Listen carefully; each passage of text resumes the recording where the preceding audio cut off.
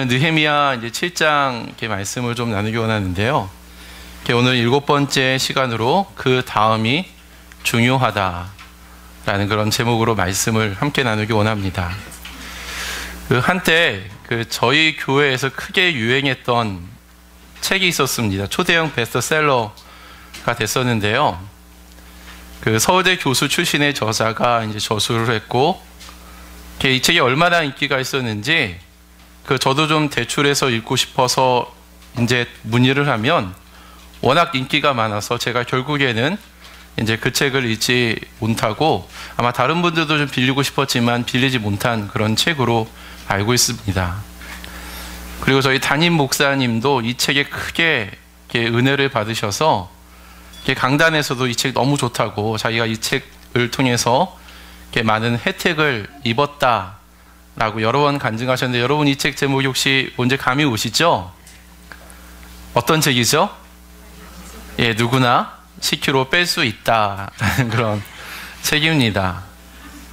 저도 이 책이 나오고 또 목사님이 살 빠지시는 그런 모습들을 보면서 굉장히 저도 도전을 받았어요. 여러분이 도전을 받았던 것처럼 저 또한 도전을 받았습니다. 그래서 나도 다이어트를 한번 해볼까 하는데, 제 아내가 저한테 엄청난 약속을 하나 했습니다. 여보, 당신이 만약에 살을 10kg 빼면 내가 카메라 렌즈를 하나 사줄게 라는 엄청난 공약을 해줘서 제가 그 말에 유혹을 받아서 도전을 했습니다. 어떻게 됐냐면 제가 5kg까지 제가 감량을 했습니다. 살을 빼신 분들은 공감하시겠지만, 살을 빼면 우선 몸이 가벼워지는 그런 느낌이 납니다. 그리고 또 옷을 입어도 맵시가 살아요. 예, 그래서 내가 뭔가를 해내겠구나. 이제 조만간 렌즈를 내가 하나 살 텐데 내가 어떤 렌즈를 사야 될까? 이제 그런 즐거운 고민을 했었습니다. 그런데 결과가 어떻게 되는지 아세요? 예, 실패했습니다. 제가 살을 뺐다가 결국에는 다시 원상복귀를 하게 되는데, 그 주범이 뭐냐면 닭. 예, 한밤에 먹는 치킨이라든지 피자, 그리고 제가 국물 있는 것을 굉장히 좋아하는데 밤에 이렇게 라면을 끓여 먹고 또 그 라면에다가 밥을 이렇게 말아가지고 이렇게 먹는, 이제 그 일 때문에 결국에는 원상복귀가 되고 말았습니다. 다이어트를 하면서 느낀 점은, 살 빼는 것은 너무나도 고통스럽고 어려운데 원상복귀하는 것은 너무나도 쉽다 라는 것입니다. 공감하시죠? 예, 정말로 몇 개월에 걸쳐서 어렵게 살을 뺐는데 일주일만 방심하면 도로 원상복귀를 하게 됩니다. 많은 분들이 다양한 방법으로 다이어트를 합니다. 어떤 분은 물 다이어트를 하시고, 또 어떤 분들은 고기만 먹는 황제 다이어트도 하시고, 또 어떤 분들은 이제 식사를 아침이나 저녁 한 끼를 계속해서 안 먹는 간헐적 단식이라는 그런 방법을 통하여서 다이어트를 해서 성공을 합니다.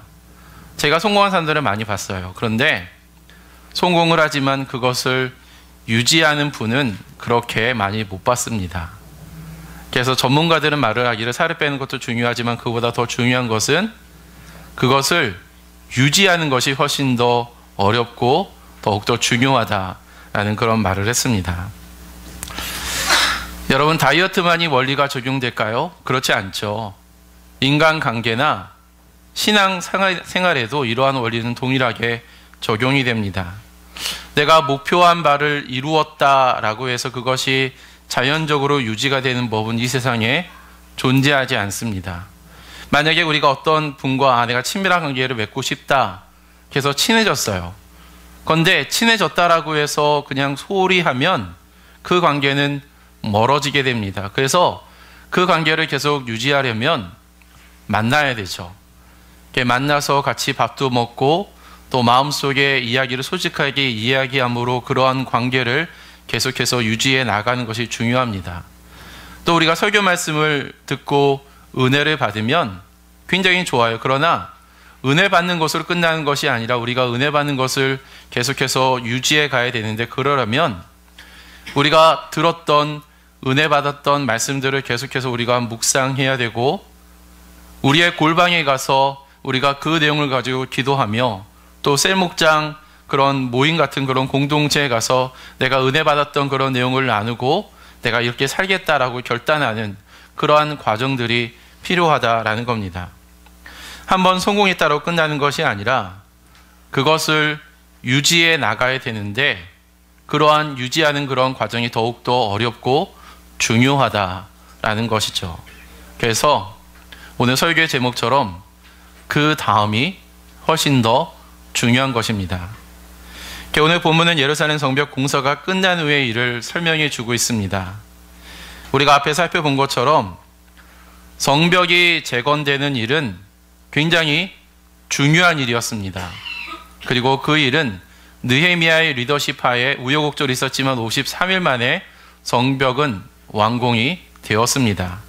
그런데 여기서 끝난 것이 아니죠. 또 다른 문제를 느헤미야와 이스라엘 공동체는 맞이를 했는데, 그것은 그러한 상태를 계속 유지해 나가야 된다라는 것입니다. 성벽은 완공됐지만, 그러나 그럼에도 불구하고 적들은, 방해자들은 유혹을 하고 다시 공격할 틈을 시시때때로 이렇게 노렸다라는 것입니다.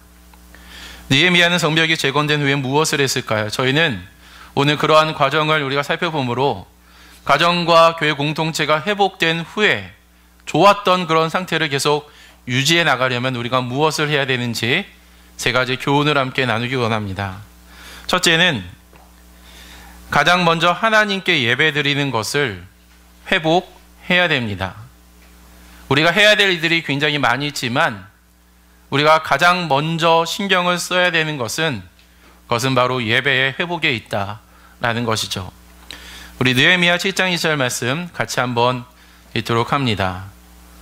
시작.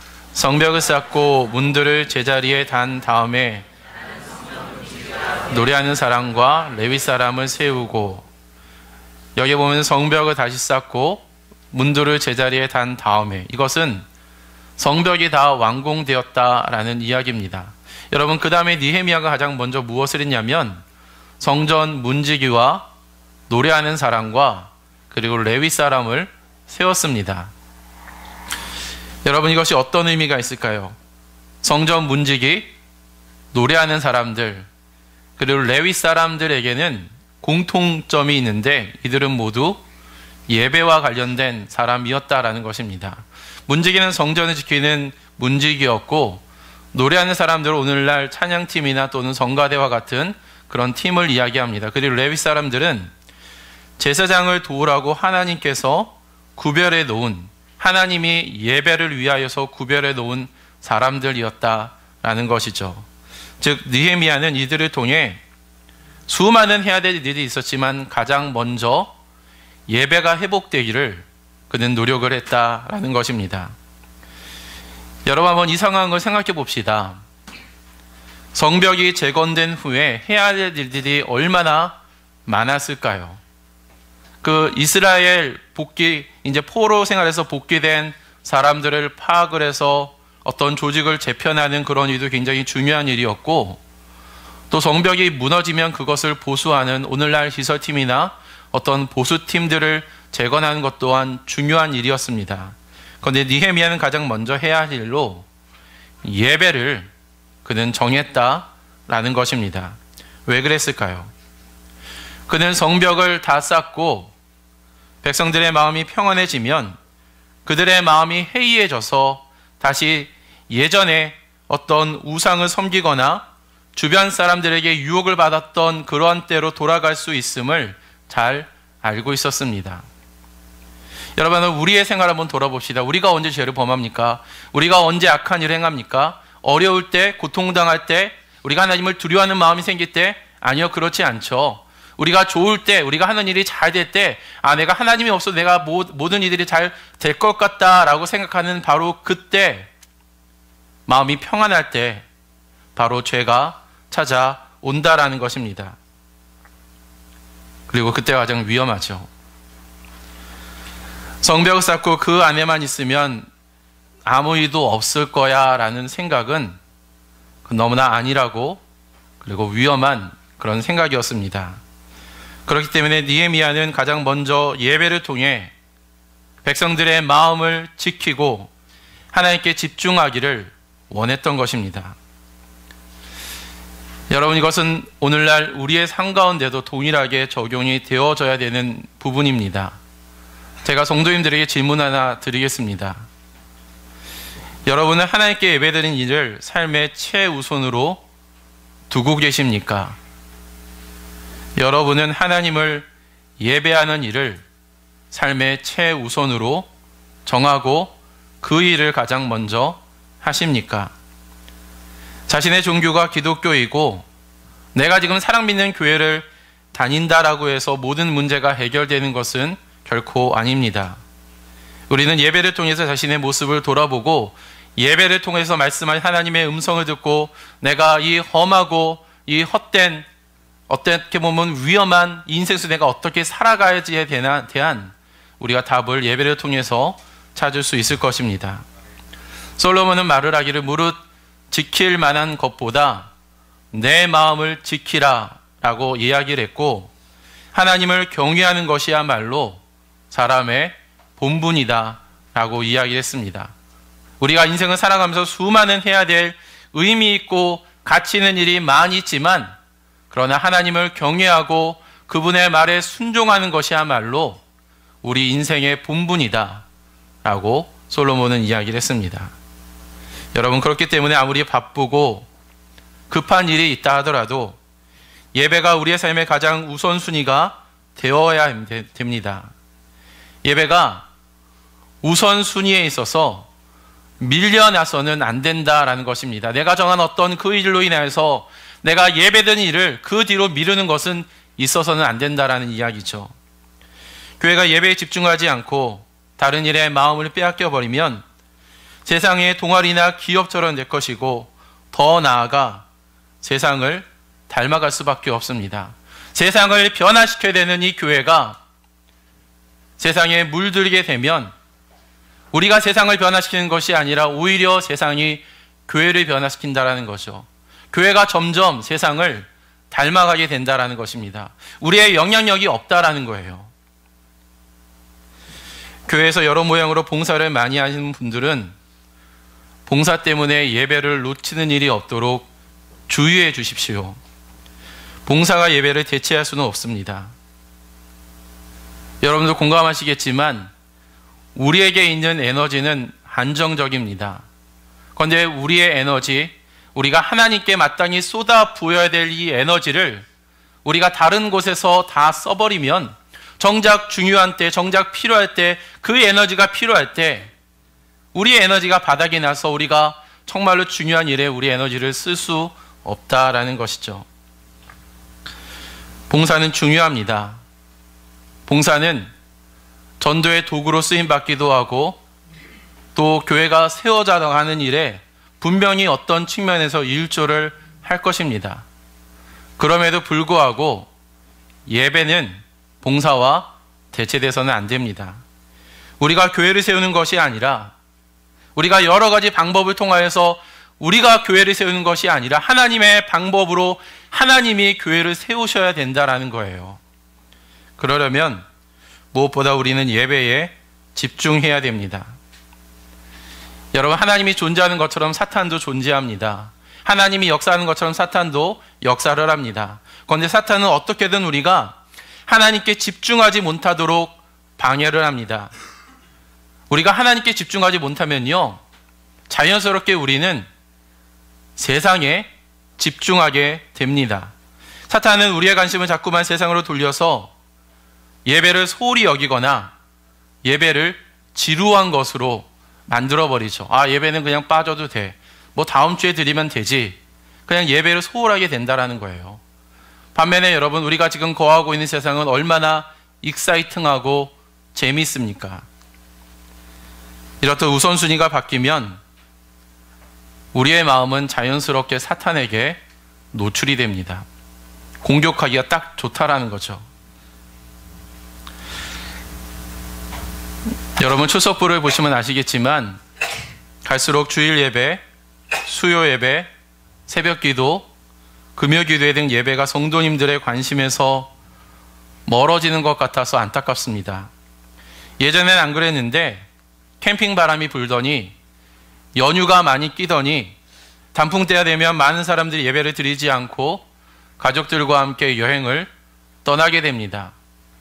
물론 우리의 부모님 세대, 정말로 우리가 함께 있었던 그런 세대들은 지금까지 정말로 쉬지 못하고 일만 해왔습니다. 그렇기 때문에 우리에게 쉼과 여유는 정말로 필요합니다. 일과 쉼의 균형은 이루어지는 줄 믿습니다. 그러나 우리가 어디서든지 하나님을 예배하는 것은 우리가 결코 놓쳐서는 안 되는 굉장히 중요한 일임을 기억해 주십시오. 마음속 빗장이 풀리는 순간 사탄은 우리의 마음속에 들어와 우리가 그동안 수고하고 눈물로 애쓰며 쌓았던 우리의 신앙과 우리의 아름다운 헌신을, 우리의 신앙을 빼앗아 가버릴 것입니다. 그렇기 때문에 우리는 예배를 통하여서 우리의 마음을 지키고 여호와를 경외하는 것이야말로 우리의 사람의 인생의 본분이다라는 것을 우리는 기억해야 됩니다. 그리고 여러분, 참된 안식은 우리가 영적인 존재잖아요. 우리가 영이신 하나님 앞에 우리가 영으로 우리의 온 마음을 다해서 우리가 예배할 때 우리의 마음속에 참된 안식과 평화와 기쁨이 있다라는 것을, 그리고 진리가 우리를 자유케 한다라는 것을 여러분 꼭 기억해 주시기를 바랍니다. 우리가 두 번째로 하나 싶은 교훈은 하나님을 경외하고 진실한 사람을 가까이 해야 된다라는 것입니다. 우리가 좋은 상태를 우리가 유지하려면, 우리가 가정에서든 또 교회 공동체든 어떤 지금의 좋은 상태를 우리가 유지하려면 우리가 진실하고 하나님을 두려워하는, 하나님을 경외하는 사람을 우리가 의도적으로 가까이 해야 된다는 것이죠. 우리 느헤미야 7장 2절 말씀 같이 읽습니다. 시작. 나의 야후 하나니와 성체의 지휘관 하나냐에게 예루살렘 경비를 맡겼다. 하나냐는 진실한 사람이고 남다르게 하나님을 두려워하는 사람이었다. 네, 이건 좀 이따 읽겠습니다. 여러분, 하나니가 누구입니까? 하나니는 그 느헤미야의 아후로 여기는 소개되는데, 느헤미야 1장에 보면은 성벽이 무너지고 성읍이 불타올랐을 때 그러한 예루살렘의 비참한 안타까운 소식을 이제 가지고 그 당시 이제 어떤 페르시아에 술 맡은 관원장이었던 느헤미야에게 와서 그 소식을 들려주었던 사람이 바로 하나니입니다. 이 사람은 이스라엘을 사랑하는 사람이었고 분명히 하나님을 경외하는 그런 사람이었을 것입니다. 그런데 우리가 이 본문을 이해하는 중요한 포인트가 있습니다. 그것은 느헤미야가 예루살렘을 다스리는 일에, 우리 세 번역에는 이 부분을 경비라고 이렇게 표현을 했는데 단순히 어떤 보안 체계만을 하는 것이 아니라 다른 번역을 보면은 다스리는 것이다 라고 표현을 했습니다. 즉 굉장히 중요한 일이다라는 거죠. 그런데 이 중요한 일을 하나니에게만 맡긴 것이 아니라 성체의 지휘관이었던 하나냐에게도 동일하게 맡겼다라는 것입니다. 왜 느헤미야는 이 중요한 일을 한 사람이 아니라 두 사람에게 책임을 맡겼을까요? 솔로몬은 전도서에서 동력의 중요성을 이렇게 설명합니다. 우리 아까 보았던 우리 전도서 말씀 같이 한번 읽습니다. 시작. 혼자보다는 둘이 더 낫다. 두 사람이 함께 일할 때에 더 좋은 결과를 얻을 수 있기 때문이다. 그 가운데 하나가 넘어지면 다른 한 사람이 자기의 동물을 일으켜 줄 수 있다. 그러나 혼자 가다가 넘어지면 착하게도 일으켜줄 사람이 없다. 또 둘이 누우면 따뜻하지만 혼자라면 어찌 따뜻하겠는가. 혼자 싸우면 지지만 둘이 힘을 합하면 적에게 맞설 수 있다. 세 겹줄은 쉽게 끊어지지 않는다. 여러분 공감이 되시죠? 저도 요즘에 신앙생활하면서 이 동력의 중요성을 굉장히 공감하게 된 어떤 일이 있었는데, 작년까지만 하더라도 저는 이제 새벽 기도를 하게 되면 그 새벽 기도에는 이제 TO가 그렇게 많지 않기 때문에 제가 찬양 인도도 하고 또 제가 설교도 합니다. 그다음 1년에 한 번 정도 이제 제 아내가 심각하게 좀 아픈 그런 경우라면 찬양 운행도 하죠. 그런데 새벽에 찬양 인도하는 게 쉽지가 않아요. 목이 잘 안 나옵니다. 이제 그런데 끝나고 나서 또 설교를 하면은 굉장히 목에 좀 부담도 되고 또 여러 가지 말 못한 또 고충이 있습니다. 그런데 올해 9월에 우리 홍인혁, 감사합니다. 우리 홍인혁 부목자님께서 자기가 이 새벽 찬양 인도에 자기가 헌신하겠다라고 이렇게 말씀을 해주셔서 9월 한 달 동안은 한 주를 나오시고 10월부터는 2주, 그러니까 모든 새벽 기도 찬양 인도를 이렇게 맡아 주셨습니다. 여러분, 새벽에 한 영혼이 나오는 것이 얼마나 귀하냐면 천하보다 귀합니다. 한 분 오시면 얼마나 반가운지 몰라요. 그래서 정말 한 사람이 늘었다라는 그런 기쁨도 있지만 우리 홍희혁 부목자님이 찬양 인도를 얼마나 잘하시는지, 찬양하면 새벽에 목이 잘 안 나오고 굉장히 어렵지만 찬양의 은혜가 됩니다. 마음이 막 뜨거워지는 것들을 경험하게 돼요.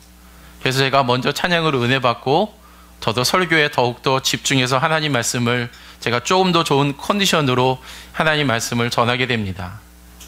여러분, 이것이 동역의 중요성입니다. 느헤미야는 이 원리를 이해하고 있었기 때문에 예루살렘의 경배를 한 사람이 아니라 두 사람에게 같이 맡겼던 것입니다. 그런데 이 본문을 이해하는 두 번째 중요한 포인트가 있습니다. 그것은 하나냐가 그냥 평범한 사람이 아니라 진실하고 하나님을 경외하는, 남다르게 하나님을 두려워하는 사람이었다라는 것이죠. 여러분, 주변에서 신앙생활을 잘하시는 우리 목자님이나 집사님들을 한번 보시기를 바랍니다. 이분들에게는 공통적인 특징이 있는데 그들 주변에는 신실한 믿음의 친구가 있다라는 거예요. 어려움이 있을 때 속마음을 털어놓고 이야기할 수 있는 신실한 크리스천 친구가 있다라는 것입니다. 물론 그들에게도 영적인 슬럼프가 찾아옵니다. 그러나 신앙의 위기가 오더라도 그들 곁에는 그 사람에 대해서 관심을 갖는 사람, 그것을 위해서 기도해 준 사람, 함께 밥을 먹으면서 마음의 위로를 해주신 사람, 그래도 괜찮아 한번 안아주면서 등을 두드려주면서 격려하는 사람이 있기 때문에 그런 친구를 둔 분들, 그 분들은 좀처럼 넘어지지 않고 혹 넘어지더라도 쉽게 일어나게 됩니다. 그러나 반면에 교회를 다니지만 자기 생각만 말하는 사람, 교회와 리더를 공격하는 사람, 불만이 많은 사람들도 있습니다. 그런 사람과 오래 교제하다 보면은 예배를 소홀하게 여기게 되고 목사와 리더에 대한 불신과 불평이 생깁니다. 자꾸만, 예전에는 그런 생각을 안 했는데 자꾸만 교제하면서 그런 생각을 듣다 보니까 그런가 하면서 자신도 서서히 거기에 동화가 되고 신앙에 어떤 질병이 찾아온다라고 할 수가 있는 것이죠.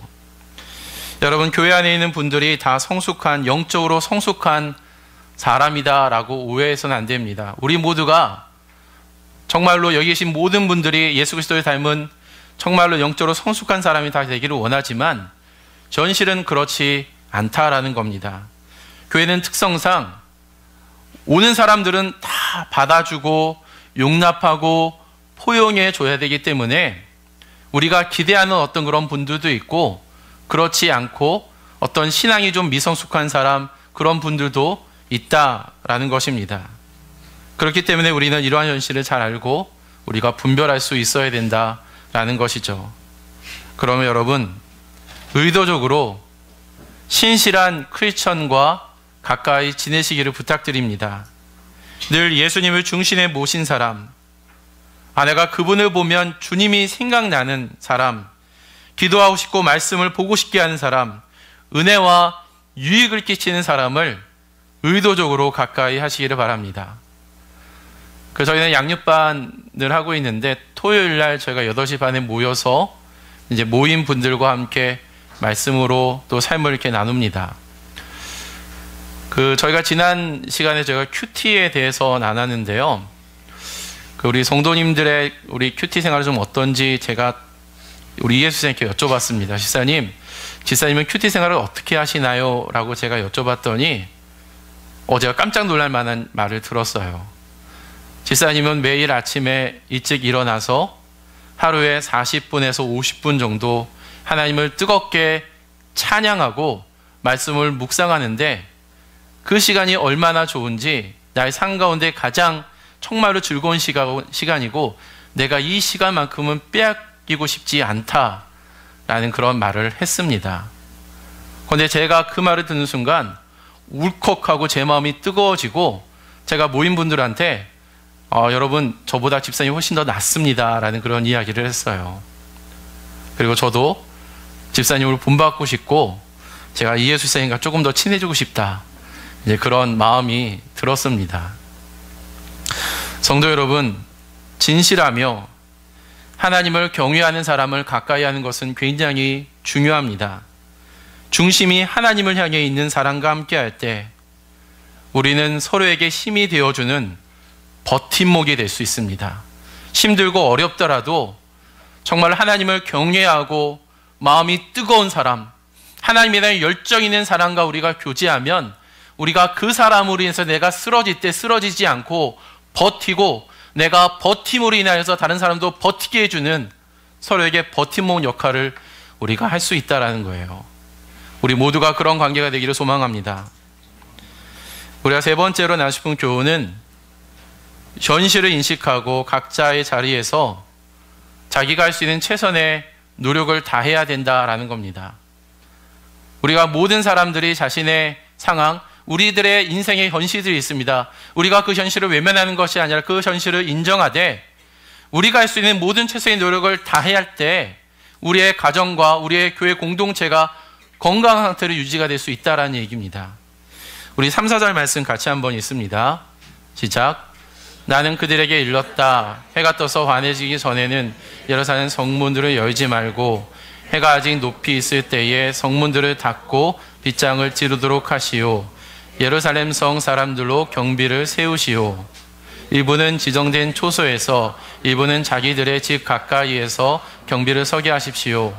서급은 크고 넓으나 인구가 얼마 안 되고 제대로 지은 집도 얼마 없었다. 여러분이 한번 성전 공사를 맡았던 담당자이고 또 성벽 제공 공사를 정말로 훌륭하게 멋지게 다 마쳤다라고 한번 가정해 보시길 바랍니다. 관례를 보면 성벽 공사가 다 완공이 되면 그것으로 인해 그것을 기념하고 축하하는 성대한 파티가 열리게 됩니다. 그런데 느헤미야는 백성들의 경제 사정이 어렵다라는 점과 성읍은 크고 넓으나 그러나 예루살렘을 방어할 수 있는 그런 사람들의 수가 매우 적다라는 것을 파악하고 그것을 인식을 했습니다. 그래서 그는 파티 대신에 성을 보호할 수 있는 현실적인 대안책을 내놓게 되었다라는 거죠. 먼저는 예루살렘 경비를 맡은 자에게 해가 떠서 환해지기 전까지 사람들이 시야에 완벽하게 보이기 전까지 성문을 절대로 열지 말라라는 당부를 했습니다. 그런데 일반적으로 보면은 여러분 성문은 새벽이 되면 자연스럽게 문이 열리는 것이 관례입니다. 그런데 느헤미야는 새벽 미명에 적들이 침투해 올 수 있는 가능성을 미리 차단하고자 그때는 문을 닫고 해가 중천에 떠서 모든 것들이 완벽하게 보이면 그때 문을 열라라는 그런 조치를 취한 것이죠. 그 예루살렘 성 사람들로 하여금 경비를 하게 했습니다. 어떤 용병을 시키거나 어떤 소수의 사람들만 한 것이 아니라 모든 사람들이 예루살렘 성문을 지키는 일에 도울 수 있도록 그렇게 인도를 했다라는 거죠. 일부는 지정된 초소에서 경비를 하게 했고 또 지정된 초소에서 지금 어려운 사람들은 자기 집 가까이에 있는 성문을 보호하는 역할을 맡기게 되었습니다. 이렇게 함으로 여러분 최대한 많은 사람들이 모이게 되었고 최소한의 에너지를 통하여서 최대의 효율을 내었던 것입니다. 제가 새가족반 모임을 인도하고 있습니다. 저희가 교회에 대한 이야기를 하면서 교회는 몸과 같아서 우리가 몸의 지체가 어떤 한 지체만 움직이는 것이 건강한 것이 아니라 온 마디가 다 움직여야 이게 건강한 몸이듯이 교회 공동체도 어떤 교역자나 집사님이나 목자나 어떤 한 사람만 움직이는 그런 것이 아니라 모든 교회 공동체가 다 참여하고 활동해야 그 교회 공동체가 건강하다라는 이야기를 나눴습니다. 그런데 제가 한 가지 재미있는 제안을 했는데요. 한번 여러분도 한번 들어보세요. 만약에 우리가 몸의 각 지체라면 여러분은 몸의 어디인지를 한번 상상해보고 자신의 어떤 은사나 재능이나 어떤 그런 것들을 살펴서 한번 이야기를 한번 해보자라고 한번 제가 이야기를 했습니다. 그랬더니 어떤 분은 자기는 듣는 것을 상대방의 말을 잘 들어주기 때문에 자기는 귀다라고 이야기를 했습니다. 그리고 또 어떤 사람은 자기는 상대방의 말을 듣고 공감해주고 그 사람을 위해서 눈물을 흘려줄 수 있기 때문에 자신은 눈이다라고 말씀을 해주셨어요. 그리고 자신은 상담에 오면 이렇게 안아주는 것을, 따뜻하게 안아주는 것을 너무 좋아하기 때문에 자신은 가슴이다라고 말을 한 분도 계시고요. 그 자기는 시키는 일은 무엇이든지 잘하기 때문에 자기는 허벅지다라고 말하는 분도 있었고, 자기는 다리다라고 말을 한 분도 있었습니다. 그리고 저희가 또 양육반에서 이런 걸 얘기했는데, 저희가 볼 때 그때 우리 이재금 선생님도 같이 오시거든요. 우리 지사님은 어떤 딱 이렇게 버티고 있으면은 딱 힘이 되는, 그래서 허리다라고 제가 이렇게 말을 한 바가 있습니다. 여러분이 각 몸의 지체라면 여러분은 어디에 속한다라고 생각을 하십니까? 한번 생각해 보세요. 저는 관절이라고 생각을 했습니다. 왜냐하면 관절은 마디와 마디를 연결시켜줘서 각 마디가 잘 움직일 수 있도록 돕는 역할을 합니다. 제가 목사로서 성도님들이 어떤 교회에 온전히 도울 수 있도록 제가 그 일을 하는 것이 아니라 어떤 돕는 그런 역할을 제가 하기 때문에 나는 관절과 같은 사람이구나 라고 생각을 하고, 저는 그 표현에 굉장히 흡족하며 만족해합니다. 앞으로 저를 윤관절이라고 불러주십시오. 여러분은 각 몸의 어디다라고 생각을 하십니까? 분명한 것은 우리 모두는 몸의 일부이고 하나님은 우리에게 그 일을 할 수 있는 은사와 달란트와 열정을 주셨다라는 것입니다. 교회에 수많은 사역들이 있습니다. 정말로 우리 모두가 각자 맡은 역할에서 최선을 다하면 온몸이 다 움직여야 이것이 건강한 몸이듯이 여기 계신 모든 분들이 다 적극적으로 움직여야, 참여해야 우리 사랑 믿는 교회가 건강한 교회가 된 줄 믿습니다. 그 LA 오렌지 카운티에 가면 수정교회라는 교회가 있습니다. 그 교회는 백파이프 오르간을 비롯해서 그 실내와 어떤 외부 정경이 화려하고 아름다워서 전 세계적으로 유명한 그런 교회입니다. 여러분 한번 보세요. 얼마나 수정같이 아름다운 그런 교회입니까? 로프트 슐러 목사님이 교회를 개척하고 이 교회가 놀라운 속도로 교회가 성장을 했습니다. 그런데 너무나 안타까운 것은 2010년도에 이 교회가 파산 신청을 냈고 캐톨릭 교구에 팔려서 소유권 이전을 마친 상태다라고 합니다. 너무나 안타까운 것은 지금 이 교회가 신천지 교주 이만희가 이끄는 1500명의 성경을 가르치는 집회 장소로 이 아름다운 성전이, 이 아름다운 교회가 이단의 가르침을 가르치는 그런 건물로 지금 사용되고 있다라는 것입니다. 이 이야기는 교회를 세우는 것도 중요하지만 교회의 본질에 맞게 이끌고 유지하는 것이 얼마나 중요한지를 우리에게 잘 보여주고 있습니다. 여러분, 오늘날 수많은 가정들과 교회가 세워지고 있습니다. 그러나 세워지는 것보다 더 중요한 것은 그 교회가, 우리의 가정이 건강하게 자라는 것이 훨씬 더 중요합니다. 여러분의 가정은, 우리의 교회는 지금 안녕하십니까? 예배가 우리의 삶의 본질이라는 것을 잊지 맙시다. 아무리 바쁘고 분주하더라도 하나님을 예배하는 것보다 더 우선되는 일은 없어야 됩니다. 여러분, 부모님은 자녀에게 열심히 성경을 가르치고 이 아이가 하나님의 말씀을 듣고 하나님을 경외하는 인생을 살 수 있도록 우리가 힘써 도와야 되는 줄 믿습니다. 그리고 부모님들도 여러분 더욱더 예배 자리에 나와서 하나님을 예배하기 바랍니다. 2부 예배를 드린 분들은 3부 예배에 오세요. 3부 예배에 오신 분들은 금요기도에 오시기 바랍니다. 금요기도에 오신 분들은 새벽에 나와서 우리의 가정을 위해서 우리의 교회가 더욱더 건강하고 하나님께 쓰임받는 교회가 될 수 있도록 하나님 앞에 무릎 꿇고 가슴을 찢으며 그렇게 기도해 주실 것을 부탁드립니다. 그리고 하나님을 경외하고 하나님을 두려워하는 사람을 의도적으로 가까이 하시길 바랍니다. 우리는 어떤 사람과 교제하냐에 따라서 우리가 영향을 주기도 하고 또한 영향을 받기도 합니다. 내가 만약에 선한 영향력을 내가 교제한 사람과 줄 수 없다면 여러분 시편 1편에 나와 있는 것처럼 우리는 죄인의 길에 서지 말고 오만한 자리에 앉지 말아야 합니다.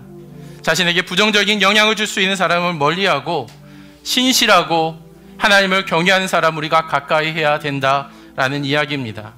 그리고 여러분 마지막으로 자신의 현실을 잘 살펴서 여러분이 해야 될 일을 정말로 최선을 다해 주실 것을 부탁드립니다. 남편은 남편의 도리를 다 해야 되고 아내는 아내의 도리를 다 해야 됩니다.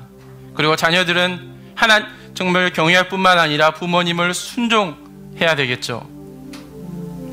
그리고 교회 차원에서 제가 아까도 얘기한 것처럼 어떤 교육자, 직분자만 움직이는 것이 아니라 우리 모두가 참여하는 그런 사랑 믿는 교회가 되기를 원합니다.